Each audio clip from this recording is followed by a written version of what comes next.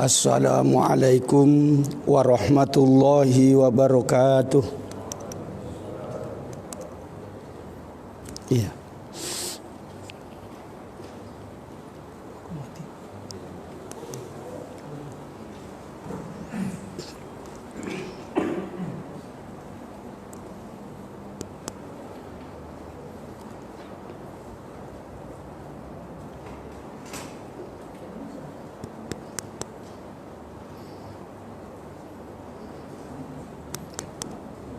Alhamdulillahi rabbil alamin. Asyhadu an la ilaha illallah wahdahu la syarikalah wa asyhadu anna Muhammadan abduhu wa rasuluh. Allahumma sholli ala sayyidina Muhammadin al-fatih lima ughliq wal khatim lima sabaq nasiril haqqi bil haqqi wal hadi ila siratikal mustaqim wa ala alihi wa sahbihi haqqa qadrihi wa miqdarihil azim.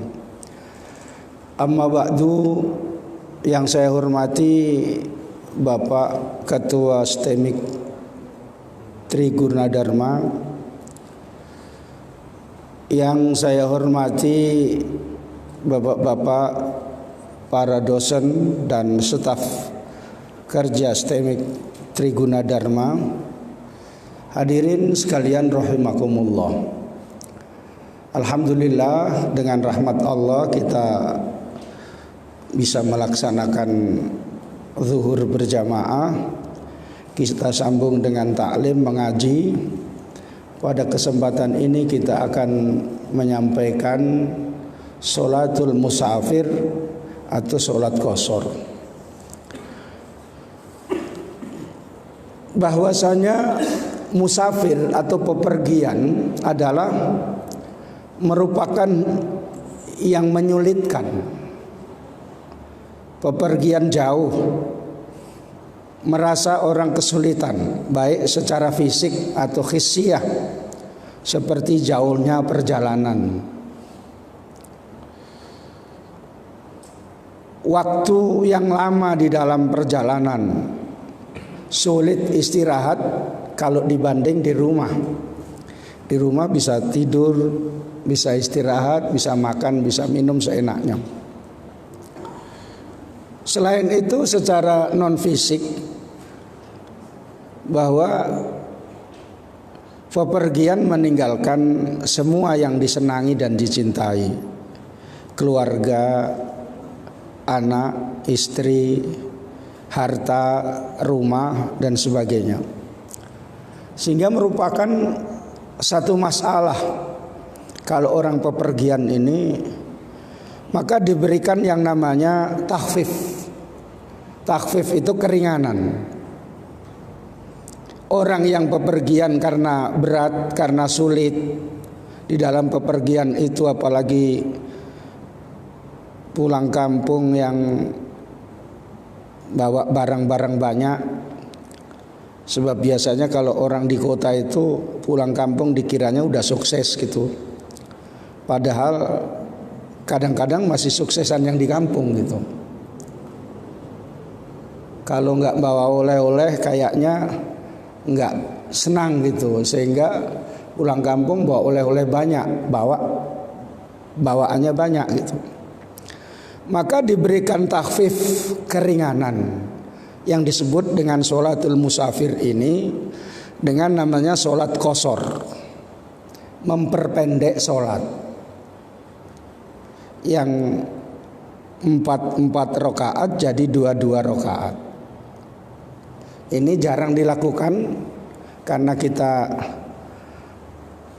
mungkin tidak dari jauh, atau kita tidak pernah melakukan karena nggak tahu gitu, atau memang kita tinggalkan aja kalau waktu perjalanan yang jauh sholat itu gitu. Allah berfirman, wa ma ja'ala 'alaikum fid dini min kharajin. Allah tidak menjadikan atas kalian dalam agama itu dari kesulitan. Yuridullahu ayyukhaffifa ankum. Allah menghendaki meringankan kalian supaya ibadahnya enggak berat. dalam kaidah fikih, karena bepergian itu masyaqqah, maka disebutkan al-masyaqqatu tajlibut taisir. Kesulitan itu mendatangkan kemudahan. Maka dibolehkan namanya sholat qashar. Yang nggak tahu nggak boleh ikut-ikutan karena nggak tahu caranya, nggak tahu niatnya.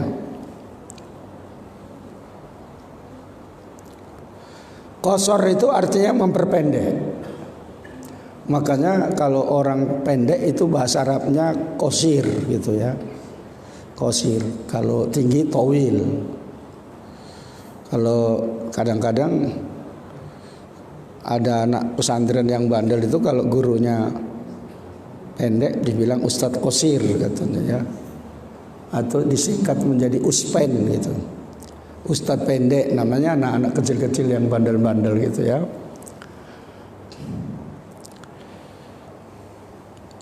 Para ulama sepakat bahwa disyariatkan sholat qashar ini. Dalam satu hadis diriwayatkan Ibnu Mas'ud, "Shallaitu ma'a Rasulillahi sallallahu alaihi wasallam rakaataini."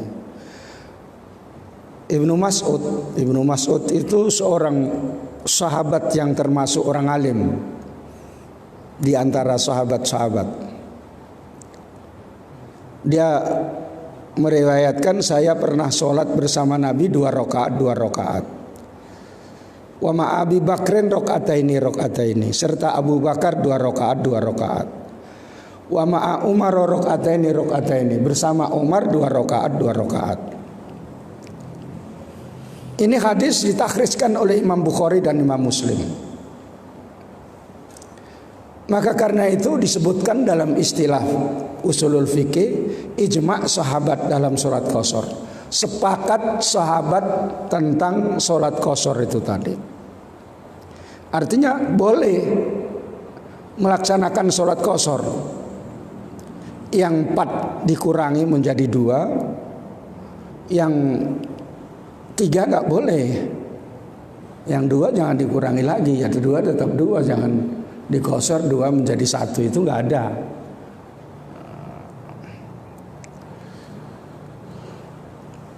Bapak, saudara-saudara sekalian rahimakumullah, maka sholat qashar ini yang pertama hukumnya jawaz, boleh. Apabila perjalanan itu sudah sampai 2 marhalah. Berapa 2 marhalah itu? Kalau dihitung kilometer sekitar 80 kilometer, atau kalau dibulatkan 85. Kalau di sini Rantau Prapat sudah ya Pak, 85 itu sudah ada ya. Nah, kalau tebing barangkali belum ya. Kita mau pergi ke Rantau Prapat boleh, sampai ke Tanjung Merawa berhenti sholat qashar misalnya di jamak. Dulu kan sholatnya sebelum masuk waktunya, disebut namanya nanti jamak takdim. Apabila sudah sampai 3 marhalah, berarti sekitar 123, itu lebih utama, lebih baik qashar. Karena Imam Abu Hanifah mengatakan itu qashar wajib, karena udah berat, perjalanannya terlalu jauh gitu.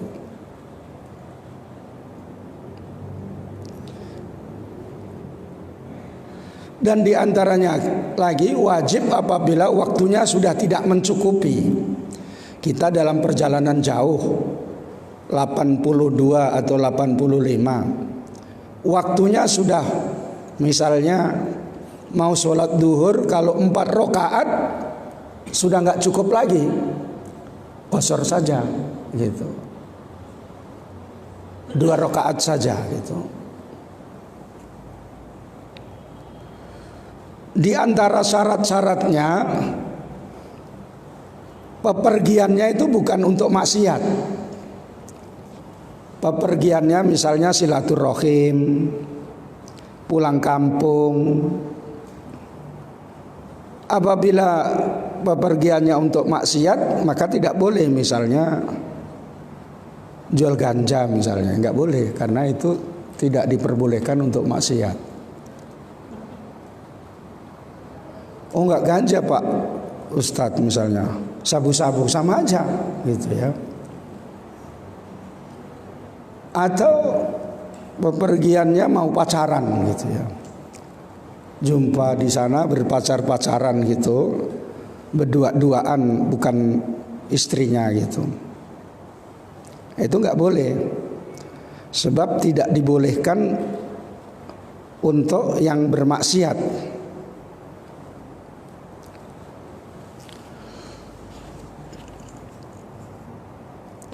Pepergiannya, safarnya 2 marhalah tadi, jauh. Jadi kalau di sini Brestagi belum boleh.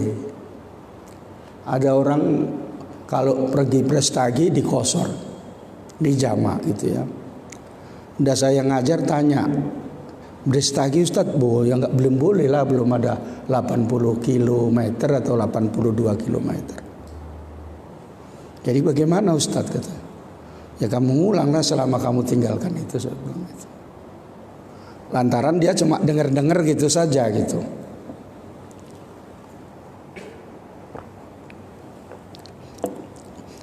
Yakin kalau memang itu sudah sampai segitu.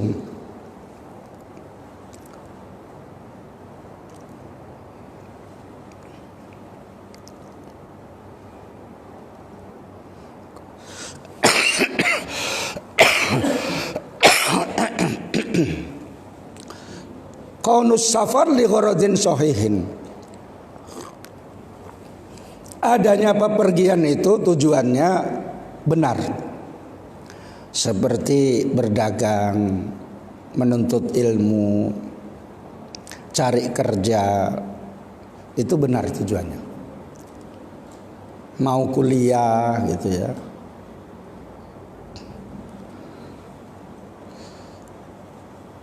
Dan qaunus safar muayyanun fi makanin mahsusin.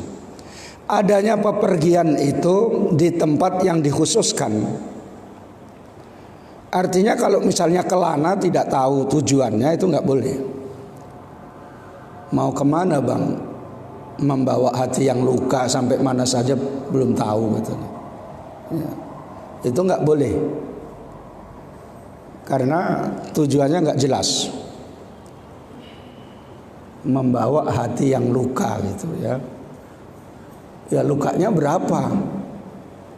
Kalau lukanya sedikit dekat, kalau lukanya banyak jauh gitu. Nah sekarang banyak orang yang hatinya luka. Luka sebab pekerjaan misalnya, udah dikurangi honornya, luka dia sedikit ya. Luka dirumahkan, luka juga itu. Karena kalau mikirkan misalnya ada keluarganya, susah keluarganya. Makanya musim corona ini perceraian itu meningkat. Sedih ya. Karena yang perempuan itu pintar sudah. Menuntut dia. Yang betul juga karena enggak dikasih penghasilan yang nggak dapat, nggak ada, pintar. Kalau zaman dulu kan diem aja. Ini perempuan udah pada pintar, menuntut di pengadilan. Udah 4 bulan saya nggak dikasih. Akhirnya diputuskan cerai. Sedih memang zaman masa corona ini sedih.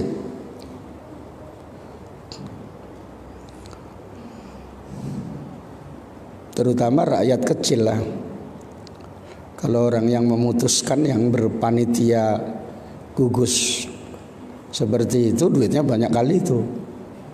Nah itu kenyang-kenyang itu ya.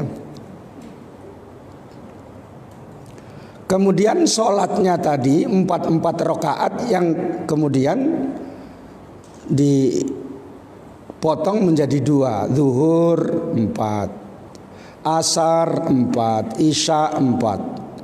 Makanya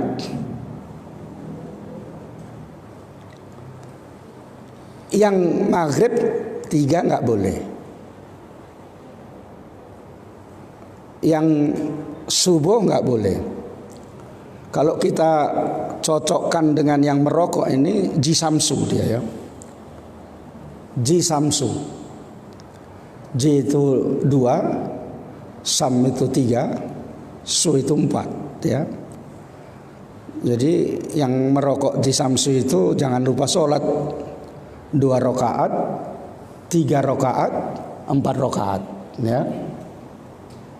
Pinter orang yang membuat itu.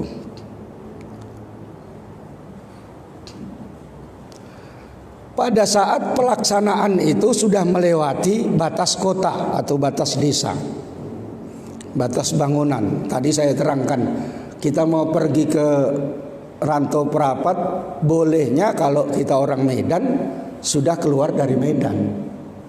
Kita di Tanjung Merawa berhenti sebentar, mau qashar misalnya 2 rakaat, atau nanti mau dijamak qashar, dikumpulkan zuhur asar, kemudian dilaksanakan 2-2 misalnya. Kalau masih di rumahnya tidak boleh. Jangan ntar ya saya qashar dulu gitu, nggak boleh.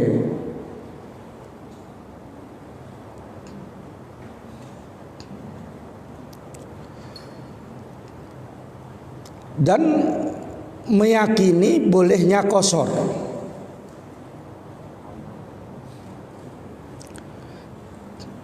Artinya dia ada ilmunya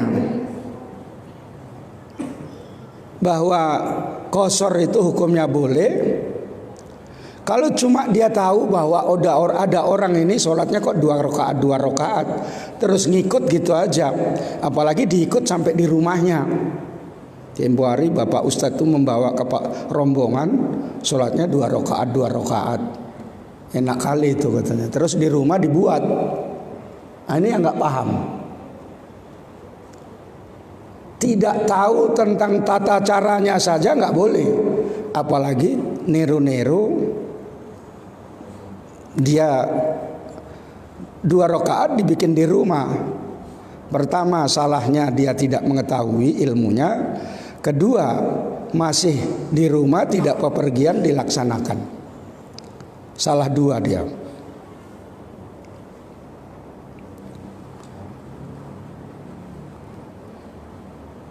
Ini memang mesti diketahui, karena kita kalau mau qashar harus tahu.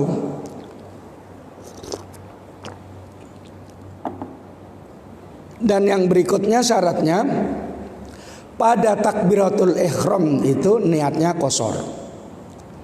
Kalau dia tidak niat qashar, wajib menyempurnakan rakaat. Misalnya pas takbiratul ihram di hati ada usolli fardhu dhuhri atau fardhul asri di hati, itu kan cuma di mulut itu menguatkan saja. Sebab intinya niat itu di hati. Rakaataini qasron adaan lillahi ta'ala. Sengaja saya sholat duhur 2 rakaat mengqashar karena Allah Ta'ala. Jadi tiba-tiba ada orang ikut nggak qashar, ya nggak jadi gitu. Makanya harus ada ilmunya. Sebab dia niat sholat duhur biasa berarti sempurna, itmam namanya. Kalau qashar diniati qashron lillahi ta'ala gitu. Kemudian at-taharrus amma yunafi niatal qashri fi dawamis sholat. Menjaga apa saja yang bertentangan dalam niat qashar selama dalam sholat. Seperti tiba-tiba dia berubah niat. Oh, niatnya saya sempurnakan, itu nggak bisa. Sekali niat qashar tetap niat qashar. Atau ragu-ragu dia nggak bisa. Karena niat itu harus tegas. Bahasa fikihnya namanya al-jazmu. Niat itu harus tegas, tidak boleh ragu-ragu.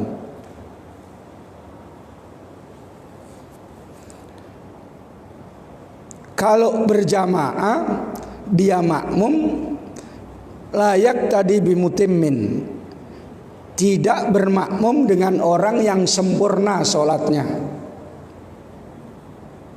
Jadi orang yang qashar tidak dibenarkan sholat di belakangnya orang yang menyempurnakan. Misalnya saya bepergian, saya mau qashar, tiba-tiba ikut jamaah di situ saja, nggak bisa.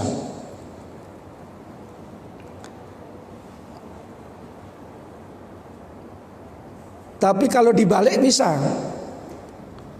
Nggak tahu sholat qashar gitu aja, belakangnya dia menyempurnakan, bisa. Hanya tempo hari ada tamu dari Arab.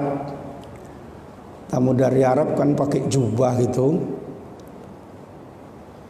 Ya emang orang Arab pakai jubah. Pokoknya kalau di Indonesia pakai jubah itu udah keren kali lah gitu.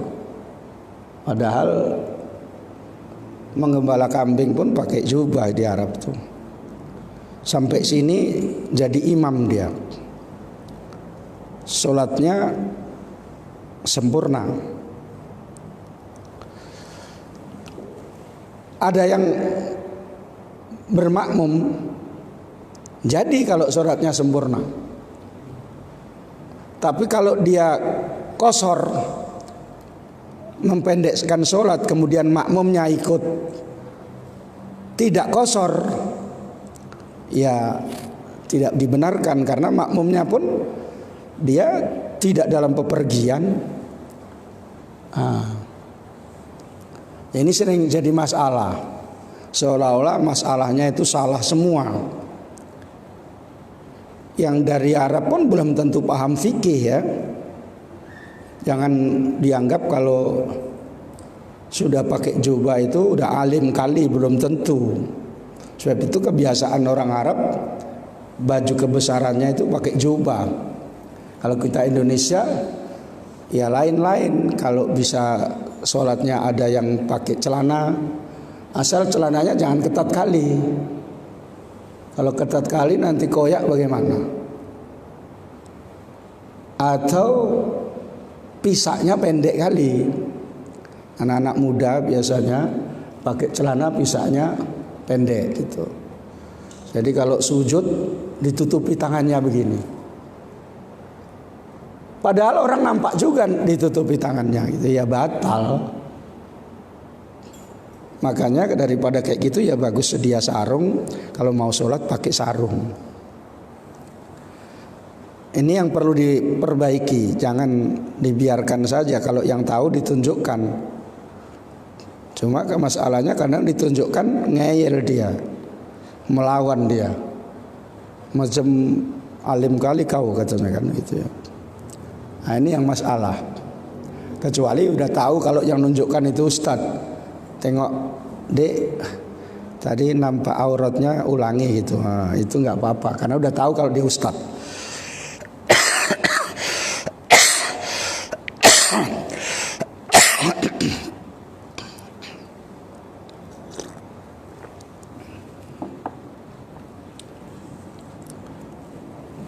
Saya ini udah 2 hari sering kena hujan jadi batuk-batuk. Kadang maksa naik kereta padahal disuruh naik mobil sama istri, naik kereta aja. Akhirnya kena hujan. Kalau umur udah kepala 5 kena hujan sedikit aja terasa itu. Kalau masih kepala 2, kepala 3 gitu masih petentengan itu, hujan pun ditantang gitu ya. Enggak apa-apa itu katanya kan.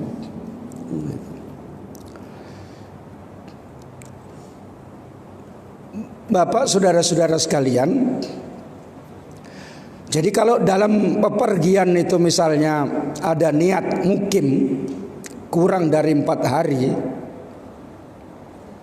selain waktu pergi dan pulang diperbolehkan melaksanakan sholat qashar. saya berjalan ke Jakarta. Masih waktunya saya buat 4 hari lamanya. Dibuat di situ boleh. Tapi kalau misalnya diniatkan mukim, ya berarti sudah nggak dapat. Di sana udahlah saya tinggal di sini, ya itu nggak dapat lagi gitu.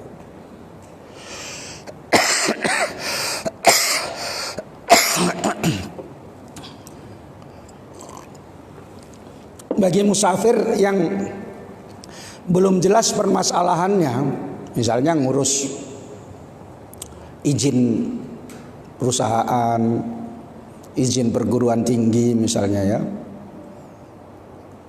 tahulah kayak gitu, itu kan sumut semua urusan pakai uang tunai gitu ya.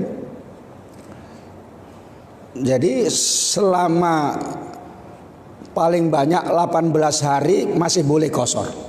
Karena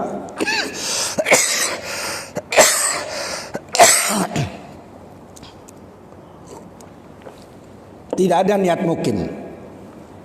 Tapi kalau misalnya udah ada niat mukim nggak boleh. Misalnya yang sering ngurus kerjaan, berapa bang di Jakarta? Inilah kalau 3 hari selesai 3 hari, 5 hari selesai 5 hari. Itu paling banyak selama 18 hari. Sesudah 18 hari tidak boleh. Itu namanya qashar. Ada namanya jamak. Jamak itu mengumpulkan antara sholat, misalnya zuhur dengan asar atau maghrib dengan isya, di mana waktunya terserah. Boleh pada waktu yang pertama, boleh pada waktu yang kedua. Apabila dikumpulkan di waktu yang pertama namanya jamak takdim. Apabila dilaksanakan dalam waktu yang kedua namanya jamak takhir. Misalnya sholat duhur, membawa mobil sendiri misalnya, jauh perjalanannya mau ke Padang, tujuannya baik, bukan mau merampok. Di jamak sholat asar dilakukan di duhur. Jadi sholat duhur dulu baru sholat asar. Waktunya di duhur, namanya jamak takdim. Kalau dilakukan sholat asar dan duhur dilakukan di waktu asar, namanya jamak takhir. Kalau dipendekkan namanya jamak qashar, dua-dua. Jamak bukan jimak ya. Nanti salah-salah bahasa jamaah ini bisa artinya beda gitu ya. Jimak qashar kayak salah besar itu ya. Jamak qashar gitu ya. Jadi yang dilakukan di awal waktunya namanya apa tadi? Jamak takdim.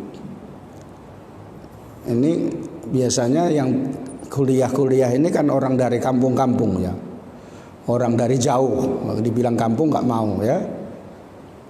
Yang jadi orang-orang besar itu banyak yang dari kampung itu. Jarang yang dari kota, satu-satu lah. Yang jadi ustadz-ustadz di Medan itu juga banyak orang kampung.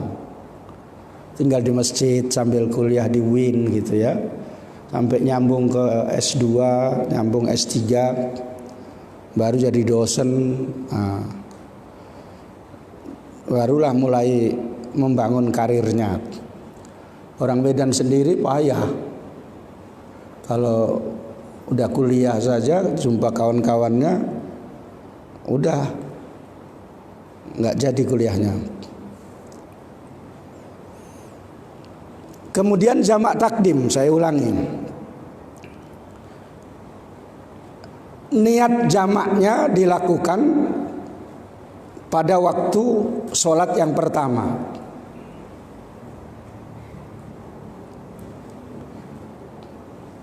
Jadi niatul jam'i fi sholatil ula bi ayyan wiya jam as-saniyah ma'al ula qabla farrohi minas sholat. Jadi usolli misalnya fardhu zuhri, ini kalau dilafazkan ya. Kalau enggak mau dilafazkan itu dibunyikan di hati. Usolli fardhu zuhri, kalau sambil qasar rakaataini qasran majmu'an ilahil asru jam'a taqdimin adaan lillahi ta'ala. Bahasa Indonesianya, sengaja saya sholat duhur 2 rakaat dipendekkan, dijamak dengan asar jamak takdim adaan lillahi ta'ala. Itu bahasa Indonesianya. Bisa, yang penting bahasa hati. Tapi kalau sholat diucapkan dengan bahasa Indonesia nggak boleh. Sebab sholat itu harus ngikut Nabi, bahasa Arab semua. Nggak boleh tiba-tiba menerjemahkan kunut gitu, nggak boleh ya. Fatihah diterjemahkan supaya lebih khusyuk katanya ya, sesat itu. Yang kedua, tertib. Jamak takdim harus duhur dulu baru asar, harus maghrib dulu baru isya. Tidak boleh isya dulu, karena yang punya waktu itu yang utama, sohibul wakti. Dilakukan duhur berarti sohibul waktunya itu duhur. Dilakukan waktu maghrib berarti sohibul waktunya maghrib. Maka sohibul waktu itu harus didulukan, yang punya waktu itu. Kalau seandainya asar dilakukan dulu baru zuhur, asar itu kira nggak ada, dia harus sholat lagi. Ya, ngajinya nggak malah paham gitu ya. Makanya nanti kalau boleh nanya sikit-sikit ya. Banyak-banyak habis waktunya. Memang kalau ngaji ini penyakitnya tidur itu ya. Saya pun kalau nggak khutbah Jumat itu kok tidur itu kok enak kali ya. Tapi kalau di rumah nggak bisa. Saya kalau kebetulan nggak khutbah Jumat ikut mendengarkan itu ngantuknya bukan main. Ya, makanya di tempat-tempat yang kerja, masjid itu untuk sholatnya orang kerja, sholat Jumat waktu khutbahnya itu dianggap istirahatnya itu. Kalau bisa alhamdulillahirabbil alamin imamnya gitu ya. Kadang-kadang udah berdiri imamnya, banguni, bang, sholat bang. Kakinya diluruskan dulu, nggak bisa jalan ini katanya gitu. Itu memang gangguannya orang ngaji, gangguannya orang kalau dengarkan ceramah atau khutbah Jumat. Itu maklum ya. Tapi ada yang mau niat ngaji betul, ketika mulai ngantuk gitu dipegang matanya. Jadi kalau jamak takdim itu harus tertib. Beda nanti jamak takhir ya.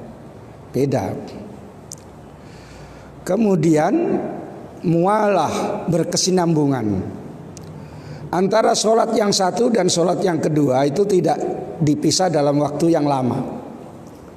Zuhur cuma qomat, sesudah zuhur baru asar. Jangan zuhur tar dulu ya aku beol katanya kan, tungguin dulu, nggak jadi karena dipisah dengan waktu yang lama. Yang beol itu sholat sendirilah.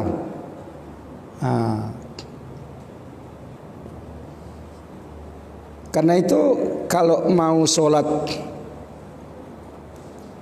qobliyah atau ba'diyah dilakukan di awal dulu. Jadi misalnya qobliyah zuhur dilakukan zuhur, ba'diyah juga begitu, karena nggak bisa lama-lama. Ba'diyah itu dilakukan sesudah zuhur. Nah, ini memang agak sulit karena nggak biasa dilakukan.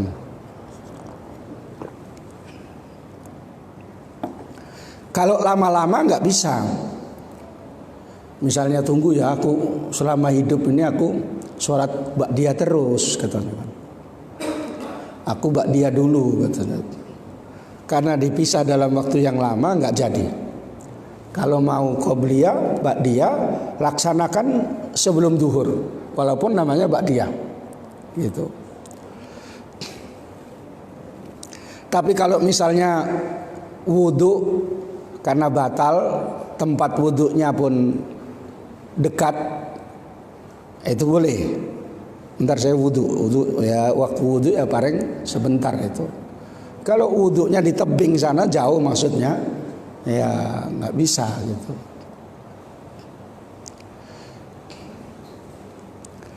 Jadi harus mualah namanya, berkesinambungan.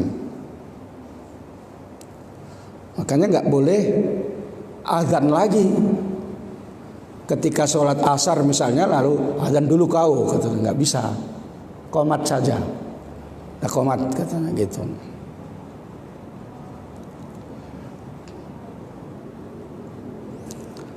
Lalu di antara syaratnya jamak takdim itu masih ada waktu yang pertama, belum sampai habis waktu yang pertama. Artinya waktu zuhur misalnya masih ada. Kalau sudah habis ya nggak bisa. Dari mana akan jamak takdim, sohibul waktunya sudah nggak ada. Jadinya jamak takhir. Dan menyangka dengan kuat bahwa sholat yang pertama itu sah. Kalau sholat yang pertama itu diperkirakan nggak sah, yang kedua juga nggak sah. Misalnya, kayaknya tadi aku nggak baca Fatihah katanya. Misalnya, berarti yang kedua nggak sah, karena ini berkaitan, bergandengan. Sholat zuhur di jamak di qashar, perasaannya tidak baca Fatihah pada rakaat yang pertama, pada sholat yang pertama, yang kedua pun nggak sah.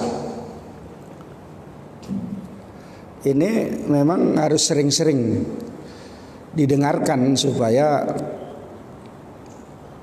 paham. Dan masih di dalam perjalanan, tiba-tiba misalnya kapalnya itu udah bersandar, oh ya udah nggak bisa, udah sampai ke tempatnya. Jadi dalam perjalanan itu tadi, baik menggunakan kapal laut ataupun darat ataupun udara. Sebab di kitab ada menerangkan, walaupun orang yang bisa punya ilmu melipat bumi, itu boleh digosor. Ilmu melipat bumi. Tahu ada ilmu melipat bumi? Kalau bumi dilipat, nggak ada listemek ini. Bukan itu, ya. Ilmu melipat bumi itu berjalan dalam waktu yang jauh, tapi sebentar. Misalnya mau ke Jakarta gitu, dia 5 menit nyampe. Itu namanya para wali-wali Allah diangkat malaikat. Kalau adik-adik mungkin masih agak heran, kalau saya karena sudah sering mendengarkan dari guru-guru, ya sudah biasa itu dalam kitab-kitab tasawuf pun kayak gitu. Mau sholat zuhur, ada satu pertemuan sholat zuhur, tinggal sedikit waktunya.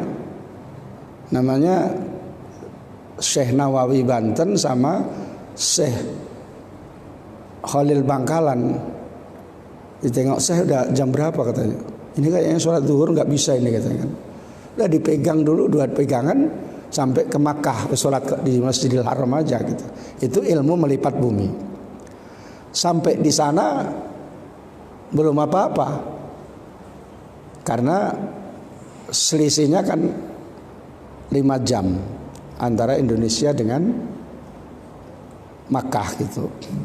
Akhirnya di jamak takdim dalam waktu yang cepat udah balik lagi ke Jawa. Walaupun seperti itu, ya. Makanya orang yang seperti itu mau pergi ke Jawa gitu, disuruh dulu orang berangkat. Inilah kalian berangkat dulu. Dia udah sampai sana duluan gitu. Itu ilmu melipat bumi. Walaupun seperti itu. Ini saya ulangi lagi supaya ingat, perjalanannya itu tadi masih di dalam perjalanan dan 82 kilometer gitu ya. Jadi ada sebab ada orang yang menjamak itu kalau rapat partai itu dijamak. Orang rapatnya di Tanjung Merawa, orang Medan. Begitu saya menerangkan di satu masjid, Ustadz kawan saya kalau rapat partai dijamak sholatnya. Gimana? Zuhur saja, asar udah di situ. Itu ilmu apa saya bilang gitu? Nggak tahu, nggak bisa. Sebab bukan perjalanan yang jauh. Medan Tanjung Merawa kan dekat, ya. Jadi macam mana jadi nggak sah saya bilang gitu. Mungkin dengar-dengar aja. Kemudian yakin betul mengetahui bolehnya menjamak. Kalau tidak yakin tidak boleh. Sedikit lagi saya terangkan, kira-kira 7 menit lagi. Jamak takhir sekarang. Jamak takhir ini syaratnya gampang. Yang pertama, niat jamak takhir pada waktu yang pertama. Misalnya kita dalam bus gitu, mau dijamak zuhur dengan asar. Ketua rombongan kita misalnya, Karun. Kita umumkan, Bapak Ibu kita sholat jamak takhir. Kita niat saja, sengaja menyengaja jamak takhir. Nah gitu. Kalau nggak ada diniatkan nggak jadi. Sholatnya nanti niat sengaja mau jamak takhir gitu saja. Yang kedua, masih di dalam perjalanan. Kalau mengenai tertibnya, kalau jamak takhir itu terserah. Mau misalnya zuhur duluan atau asar duluan, maghrib duluan atau isya duluan, terserah. Tapi jamak takdim harus tertib. Jadi itu diantaranya cara-cara sholat qashar, sholat jamak, dan ada namanya jamak takdim, ada jamak takhir. Ada yang mau ditambahkan atau ditanyakan? Boleh Bapak Ibu. Mana tahu belum dapat kita mengaji. Tapi ini bukan bidang kita, karena bidang kita komputer, ya. Komputer, merekayasa komputer, ya. Membuat nomor secara nasional, itu yang pandai komputer. Yang pandai komputer dulu ada kawan saya yang bikin secara Sumatera Utara, dibuat, direkayasa dalam dijual laku mahal itu. Karena ilmunya ilmu kayak gitu. Tapi kalau ilmu fikih, ya dia selalu nanya saya, ya. Tapi kalau digunakan untuk yang baik, ya dapat pahala. Ilmu komputer pun kalau digunakan untuk yang baik dapat pahala. Supaya mencari nafkah. Tapi jangan nipu-nipu. Sebab pandai komputer bisa saja menipu. Ya. Jangan asal memecati orang gitu misalnya, ya. Itu bisa mendolimi orang kecuali memang tidak bisa lagi. Salah satu di antara pekerjaan yang baik, yang barokah itu syaratnya jangan mendolimi orang di dalam pekerjaan. Kalau mendolimi orang dalam pekerjaan itu kerjaannya nggak barokah. Tapi kalau satu pihak saja yang merasa didolimi tapi sebenarnya tidak didolimi, nggak apa-apa. Ya, ada yang nanya, kalau nggak ada kita baca doa. Nggak ada ya, adik-adik, bapak-bapak.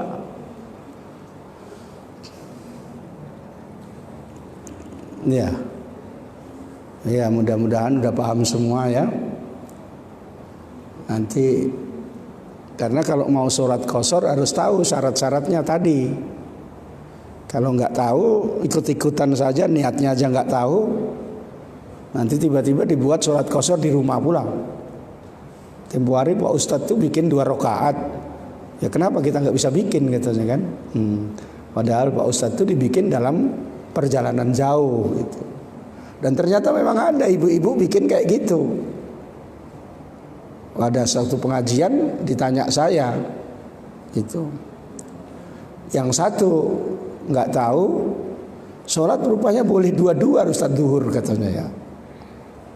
Jadi sholat duhur boleh 2 rakaat, sholat asar boleh 2 rakaat. Bukan begitu, itu namanya jamak qashar. Apa itu? Dia pun nggak ngerti. Akhirnya karena menurut dia boleh duhur 2 rakaat, asar 2 rakaat, dibuat di rumahnya. Gitu. Itu salah semua. Ya. Mentanam.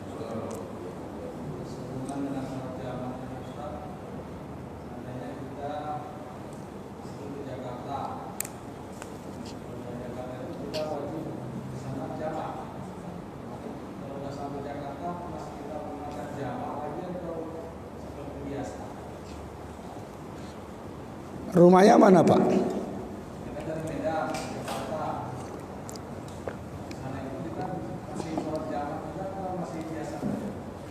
Iya, tadi sudah saya terangkan ya. Selama 4 hari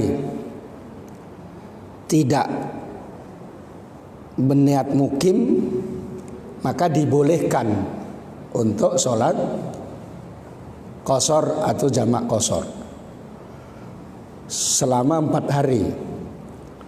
Kalau sudah 4 hari itu niat untuk mukim, nggak bisa. Artinya begini, kalau misalnya mau sholatnya disempurnakan, zuhur juga 4, asar juga 4, boleh-boleh saja. Karena qashar ini masalahnya boleh hukumnya gitu, bukan wajib gitu ya. Kecuali yang wajib itu tadi waktunya tinggal beberapa detik saja, itu wajib diqashar kalau dalam perjalanan. Jadi kalau kita ke Jakarta 4 hari boleh qashar. Kalau tujuannya enggak tentu sampai berapa dia mau ngurus urusannya, entah 5 hari entah 6 hari, itu masih boleh qashar sampai 18 hari. Begitu ya Pak? Iya. Alhamdulillah Bapak udah bangun, jadi udah ada perkembangannya. Memang bukan orang biasa. Ustadz pun kalau ngaji ataupun dengarkan khutbah itu gangguannya ngantuk itu. Ngantuk. Tapi kalau nengok dangdut itu enggak. Ya. Nengok dangdut terus sinetron, Kian Santang gitu ya. Misalnya ya. Nah, itu diikuti aja terus. Nah, gitu. Nanti ketinggalan pun ketinggalan gitu ya. Diulangi lagi gitu ya. Kalau nggak ada kita baca doa. Nggak ada ya Pak? Iya. Mudah-mudahan bermanfaat. Kue pun udah keluar ya.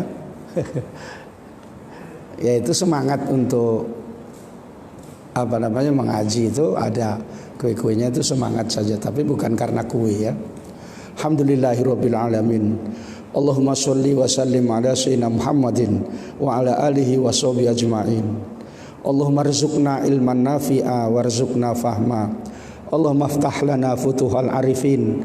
Allahumma ja'alna min ahlil ilmi wal khair wa la taj'alna min ahli syarri wad dhair. Allahumma nas'aluka salamah min jami'il musibah wa nas'aluka salama min wabak corona wa nas'aluka sihhata wal afiyata fid dini wad dunya wal akhirah. Wa sallallahu ala sayyidina Muhammadin wa ala alihi wa sahbihi wasallam. Walhamdulillahi rabbil alamin. Wassalamualaikum warahmatullahi wabarakatuh. Alhamdulillah, demikian tadi pengajian kita pada hari ini. Mudah-mudahan apa yang telah disampaikan oleh Ustaz dapat menambah ilmu buat kita semuanya dan dapat kita aplikasikan dalam hidup dan kehidupan kita sehari-hari. Demikianlah saya sebagai pembawa acara undur diri. Wabillahi taufiq wal hidayah. Assalamualaikum warahmatullahi wabarakatuh. Waalaikumsalam.